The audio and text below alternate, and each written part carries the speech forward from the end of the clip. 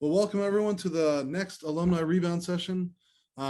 Joined here today with Matt, and we're going to jump right into this conversation. And Matt, can you sort of give us the when you graduated, your major, where you are now, where you're working, where you're living, all that? Mm-hmm. Yeah, definitely. So I graduated last May with a degree in Communication Studies, Bachelor of Science. And currently I'm wrapping up a 1-year program for my master's in Science and Management at the University of Notre Dame. Very nice. So are you there or is it virtual? Yeah, I've been here. Thankfully, they've had the resources to make this semester basically very comparable to what it was like pre-COVID. Obviously, you wear the masks, but thanks to the resources they have, there's been no complications or any shutdowns of any kind so far this semester. Nice. Fall was a little different though, right? Yeah, fall there was a little scare in the beginning of August. Fortunately, for master's students or graduate students, they let us continue to use the classroom facilities, but I think undergrad shut down for a little bit there. Yeah. Okay.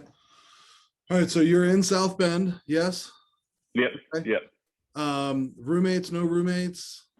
Yeah, this is actually the first time I've had no roommates, and as much as I miss my JMU roommates, it's definitely nice to have your own place. I can attest to that for sure. Okay. Well, good. Well, it's funny. There have not been too many folks I've talked to that are actually in a master's program. This will be a nice twist for folks that are looking into a master's. So tell me this. Talk to me about you were graduating and then you were going to your master's. When did you know you got into the master's? When did you decide? Did you get in other places? Like, how did that all work? Mm-hmm. Yeah, I think I got into the master's program, or I heard about it around late April, early May, because I was considering working with a specific company that I met at JMU's career fair. And I remember I'd been weighing the decision for some time. And actually, I think I talked to one of the professors for my minor, sport communication, and this was prior to the semester shutting down. I just happened to see her at the recreation center. And I was just filling her in on like how life had been because she had taught me my junior year. And just talking about the decision that I was currently deciding about. And, she just kind of gave her perspective, her advice, and basically argued that the experience of going to Notre Dame and getting this brand new experience on top of my undergraduate experience would be an incredible opportunity. And I'm glad I listened to that because it's certainly been a great experience. And it's a program that is completely different from my undergraduate major, largely quantitative. So I'm happy that I had the chance to build upon that, and now I feel like we're a well-rounded person entering the workforce for sure. Great. So then talk about entering the workforce. You're coming up on another graduation, I guess, right? Yeah. Mm-hmm. Back to back. Okay. So then what's next? So I actually talked to the same company that I had talked to prior to doing this program, which is Apex Systems. I'm going to start in as a recruiter and hopefully move up to management soon. That would be my goal within 1 to 2 years. I'm hoping to get on that train as fast as possible. And then where will that be located? So that's back in Virginia. That will be in Falls Church in Northern Virginia. Okay, nice. I actually moved here from Falls Church, so oh wow, I know that area pretty well. Are you from there? Yeah, I went to Lake Braddock High School. If you're familiar with. Yeah. Okay, very cool. Yeah, my brother teaches in Fairfax County, and then I live in Falls Church, so yeah, I know the area well. All right, so then let's go back to JMU days here for a second. So obviously you had a very different graduation. Can you think about graduation day, sort of what was that sort of coming up to graduation, that experience like? Obviously you didn't have the normal walk across the stage kind of a thing. I mean, what was sort of graduation day and that graduation process like for you? Were you still in town? Did you move home? How did that go? Mm-hmm. So I think for different parts of the pandemic, I was either at home when spring break happened, and then I remember being in Harrisonburg when they had the virtual graduation announcement. And I remember my roommates were actually at the place where we were at all at the same space as it was going on. But we were all in our individual rooms, and I remember just hearing my name on the computer, and it was pretty cool just to have that experience and knowing that I graduated, and having that on my resume as officially completed, and then getting the actual degree. So it was a good experience overall. Okay. And then I know you might have seen the email, hopefully you did, we just sent out about a fall opportunity for graduation. Yeah, I did see that. Yeah. So hopefully you'll fill out the survey and tell us what you want so we can make sure you have a good weekend. For sure. Yeah, I'll definitely look into that. Now that I'm moving back to Virginia, it's certainly a lot easier to start planning for situations like that, but that'd be exciting for sure. Yeah, definitely easier than from Indiana. So, Yeah. so let's talk about money a little bit. How did you manage money this year? How did that sort of work with rent and paying bills, and if you could save at all? So, can you talk about money a little bit? Yeah, definitely. I think one of the biggest tools that I've used to plan for this was Microsoft Excel. Just trying to, on a monthly basis, record expenses. I can't stress enough how important of a tool that was for me in making sure that I was spending the right amount on groceries. For graduation school expenses, you had textbooks and things of that nature to factor in. So that was a major tool that has helped me stay in check. I haven't had any problems where I've been short financially yet, and I'm hoping to continue that streak of no issues.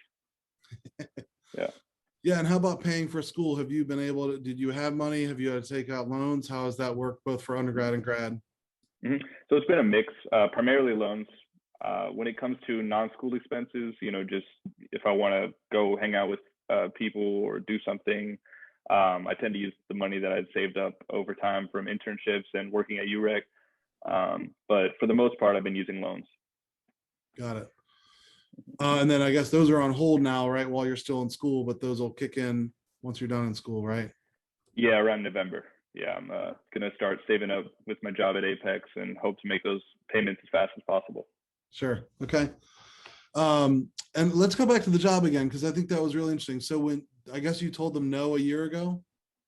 Yeah, I was planning on working with them, and to their credit, they're a really impressive organization in terms of the culture. They invited me in November of 2019 to go into their office, and the interview went well, and they showed me around to different coworkers, and there's actually a lot of JMU graduates that ended up working at that company, so I got a chance to talk to some of them. And there's a specific mentor, not an official mentor, but just someone that I saw as a mentor in that company that I talked to throughout the year. And I was prepared to commit to them because I've been talking to them for so long, but I told them about the opportunity at Notre Dame. And this specific mentor was very supportive of that idea. And he said, if I were to take this option of grad school, they have to technically withdraw their initial offer. But that didn't mean that the door was shut completely, because they understood my situation, especially with the pandemic and everything, Right. that I might want to go back to school. So I called them around a month ago, actually, just to see what type of positions they had available. And after a little bit of projection, again, using Excel and salary and everything like that, I was able to make it work, and I'm very excited to join this company. And will you live at home, or will you have your own place? What's your plan? So it depends. I'm actually in the talks with a few former coworkers at UREC, actually, to try to find a living situation. We think we found an apartment that will work if we sign the lease in July. It just depends on how a few things work out.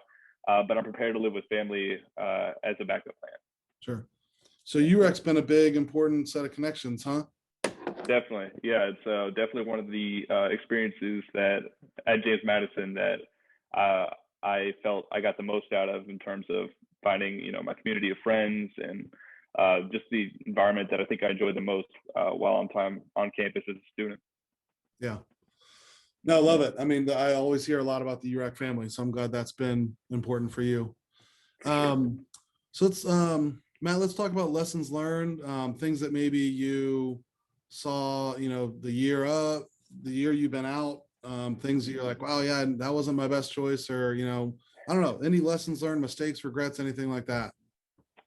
I think the biggest lesson I've kind of learned is just the strength of perseverance and self-belief. There was a time in the summer where, with this grad program being online and learning all these new quantitative courses that I hadn't taken a math course since, I think, fall 2017. So it was definitely destroying me in terms of my grades. I felt like I was working the hardest I'd ever worked and getting the worst results that I'd ever gotten. And the cutoff GPA for this program was so high that I was considering just dropping it and trying to enter the workforce at the time, and actually had to appeal to stay in the program because the GPA just didn't work out. And, at that time, I knew that if I didn't give myself this chance to go out down to South Bend in the fall, and I didn't do everything in my power to stay in this program, that I would regret it. So I think that was a big step for me in life, to just realize, even with the odds stacked against me, but back to the wall, I can still be successful. And thankfully, I'm still here. I had a great fall semester grade-wise and bounced back. And I attribute that to just sticking with it and not giving up. No, that's great. And I think, you talk about sort of referencing perseverance and all that. Do you have I guess, sorry, let me actually form a question here. What did you sort of bring into your experience that you feel like helped you be able to persevere and sort of recover from that? I think it was a mixture of a few different things. So actually, the way that I got into James Madison University was I started out at a junior college in Texas called Blinn Junior College. And during that year, I learned a lot about myself in terms of getting out of my comfort zone, learning successful studying habits.